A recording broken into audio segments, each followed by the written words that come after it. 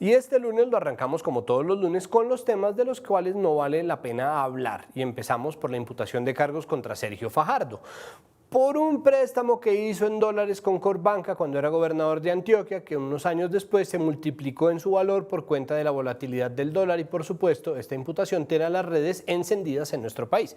Y la mayoría de la gente, la gran mayoría de la gente, incluyendo a Gustavo Petro, ha salido a solidarizarse con el precandidato porque se presume que esta es una nueva jugada, una hábil jugada en el tablero de ajedrez del más ágil alfil, el increíble y superpoderoso muy preparado fiscal Barbosa. Es el fiscal Barbosa. Estas son las voces que oye en su cabeza el fiscal Barbosa. Y Barbosa parece que está haciendo la jugada de sacar cualquier cargo ocioso para enlodar el nombre de Sergio Fajardo, como si él no se valiera solito de sus propias herramientas y de las aguas lodosas del río Cauca para hacerlo. Y se cree que no, simplemente porque lo de Fajardo son los pecados por omisión.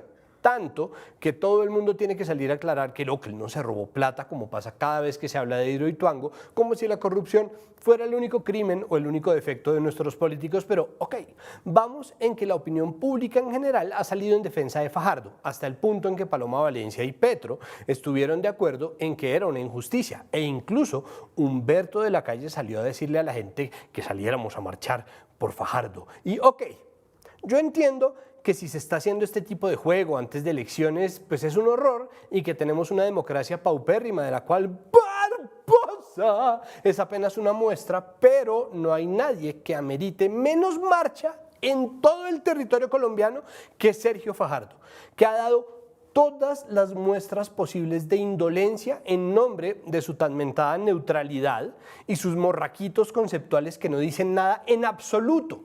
El nivel de ingenuidad del doctor de la Calle solamente hace que yo me enternezca más y más. Por eso voté por usted, doctor. Nunca vamos a ganar. Y es posible que yo ya no vote por usted en caso de que se esté lanzando en una apuesta por ver quién saca menos votos entre su merced y el exalcalde de Bucaramanga. Pero yo lo entiendo. Yo también hago mi mejor esfuerzo por gente que no está dispuesta a dar nada por mí. Yo lo hago porque yo soy Piscis, doctor. ¿Cuál es su excusa? El caso es que la jugada del intrépido fiscal contra Fajardo no es la única teoría que se mueve en la discusión pública, porque un sector de la izquierda, que vamos a llamar la conspiranoia humana, que es un sector del petrismo al que no le gusta ser llamado petrismo, pero que está dispuesto a decir, defender y sostener cualquier tontería en nombre de Gustavo Petro, sostiene, en este caso no en nombre de Gustavo Petro, que todo es una jugada del uribismo para reactivar políticamente a Fajardo, que en el fondo es uribista y que es por eso y nada más que Paloma Valencia sale a solidarizarse con él. Y luego Noticias 1 y todos cancelados. ¿Por qué? Pues porque son unos falsardistas perros fachotibios centrouribistas. Y al final parece que los únicos que están dispuestos a decretarle la muerte política son los amigos de Semana, que configura el ala literalista del uribismo y que una vez más lograron colarse en el filtro rigurosísimo que he impuesto para ver qué ridículo expongo en este segmento del comienzo. Pero no es solo eso. Habiéndolo hecho, fueron criticados duramente por Daniel Samper Pizano en su columna en Los Danieles, a lo que Semana respondió como mejor sabe, con un confidencial, en el que Semana y Vicky quisieron burlarse y medirse el pipí de los clics, echándole en cara que son un portal pequeño hebdomadario, que quiere decir semanal, como si esto no fuera crédito de algo. Es decir, quiero recordarles que Haider Villa fue el primer protagonista de novela e Iván Duque sacó más de 10 millones de votos y una vez más, y recordarlo después de cada Semana Santa es importante, la gente eligió mayoritariamente a Barrabás. A ver si eso es prueba de que están capacitados para ocupar los puestos que ocuparon o los puestos que se ganaron.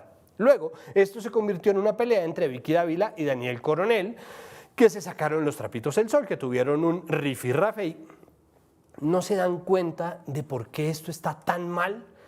Los periodistas no deberíamos ser noticias, ni tener barras bravas, ni nos tienen que hacer hashtags. Obviamente yo estoy, en este caso, con el periodismo de Daniel Coronel y en todos los casos también, pero eso no es el punto. Estamos gastando miserablemente nuestro tiempo en estas peleas. Y Fajardo, quieto en primera, tal como le gusta. En este caso incluso le toca, como si a uno le llegara un memo de la oficina obligándolo a tomar una siesta. Es decir, una imputación de cargos es una situación muy fajardista en la vida. Uno no se puede dar por inocente, pero nadie puede darlo por culpable. El candidato es Schrödinger, que ahí está sacando la cara de la caja. Igual, es posible que esta estrategia de enlodar a los posibles rivales del uribismo en elecciones haga exactamente lo que el petrolismo predice y le regale unos inmerecidos puntos porcentuales a Fajardo en las encuestas. No se preocupen, mi teoría es que él mismo se encargará de perderlos. Por lo tanto, no vamos a hablar de eso. En cambio, podríamos hablar del segundo más opcionado dentro del Partido Verde, que es el senador Iván Marulanda, que salió a quejarse porque muchos jóvenes lo dan por perdedor en su carrera electoral hacia la presidencia. O bueno, lo damos. Lo que pasa es que yo no soy joven, yo simplemente soy menor que el senador Marulanda. Con este tuit, que luego borró y por el cual pidió disculpas, sale a decir que los jóvenes opinadores que de dónde salieron, pero el caso es que lo borró y después pidió disculpas, yo entiendo, pero yo quiero decirle al senador Marulanda de dónde es que la gente sabe tanta cosa.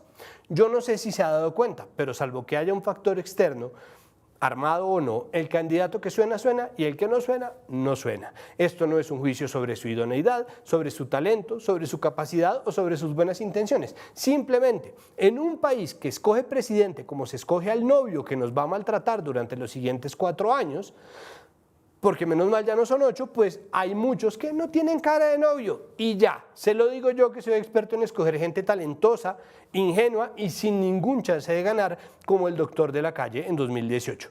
Que como usted tiene gente dentro de su propio partido que le está haciendo fuerza al otro man, Angélica, pero a veces hay sorpresas, como cuando la gente le cobró al ex Luthor su fama bien ganada de mal tipo, a pesar de tener detrás a un aparato de medios y lambones completo, tratando de subirlo a como diera lugar. Entonces, senador Marulanda, reconcíliese con la juventud, pero sobre todo hágase medir.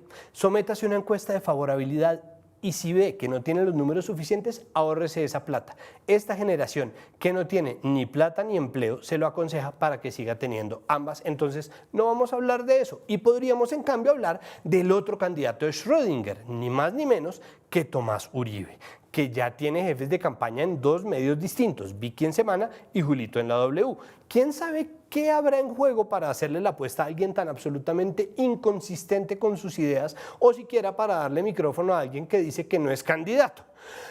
Ya quisiera yo que cada vez que dijera alguna tontería alguien respondiera al otro lado de la línea, pues Alberto, no sé usted, pero a mí me suena como la propuesta de un candidato presidencial. O, pues Jairo, ¿qué le parece que no quiera lanzarse a un de candidato si está tan capacitado? No, pues sí, Vicky, no. Lo único que me gusta de oír al uribismo hablar es que puedo sentir en cada frase la esperanza y la posterior frustración de los libertarios como si fuera un partido de fútbol. Entonces Tomasito dice, es que necesitamos un Estado más austero y ellos, ¡sí, gol! Y luego, austero para poderle dar la plata a la gente que no tiene por consignación directa y ellos, no, porque a los pobres no. Y así hasta que acepten los libertarios que igual van a votar por el que diga Uribe porque son una secta mínima que necesita aliarse con el ultraconservador que les garantice que van a pagar menos impuestos.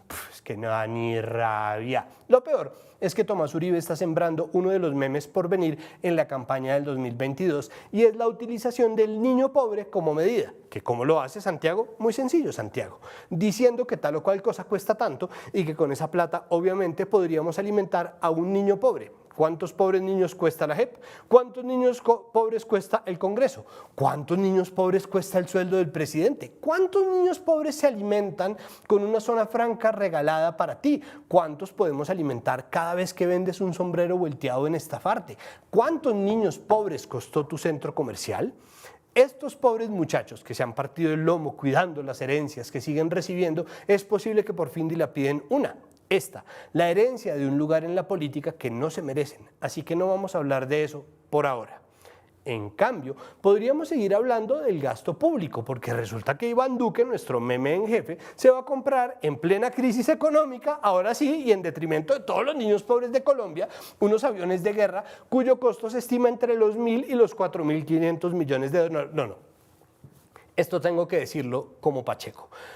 Entre los 1.000 y los 4.500 millones de dólares. En fin, Justo en la crisis económica de la pandemia, cuando menos se necesita estar tomando medidas de guerra, está gastándose una plataza en esos aviones, sin pensar en todo lo que puede hacerse con esa plata. Incluso no tiene que gastársela en los niños pobres, puede utilizar al menos una parte en capacitar a los militares en derechos humanos sin necesidad de contratar neonazis que le cobren poquito, ni nada. Simplemente enseñándole a los militares eso que todavía les parece que es gadejo.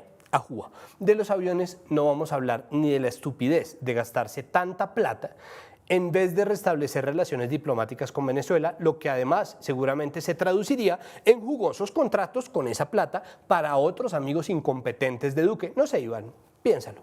Pero del conflicto que parece estar escalando con Venezuela por culpa de esta pandemia de ineptitud tampoco vamos a hablar. Al menos no de inmediately. Lo que sí vamos a hablar es de los niños y las niñas pobres y también de los de clase media y de los de plata, no necesariamente de quienes están destinados a heredar una zona franca, muchas cabezas de ganado, plata para hacerse un centro comercial, una precandidatura presidencial, el título de don o doña y un micrófono siempre abierto en la W. Vamos a hablar sobre los niños que tienen que volver al colegio y de qué posibilidades hay de que eso pase, qué se necesita y por qué hay una disputa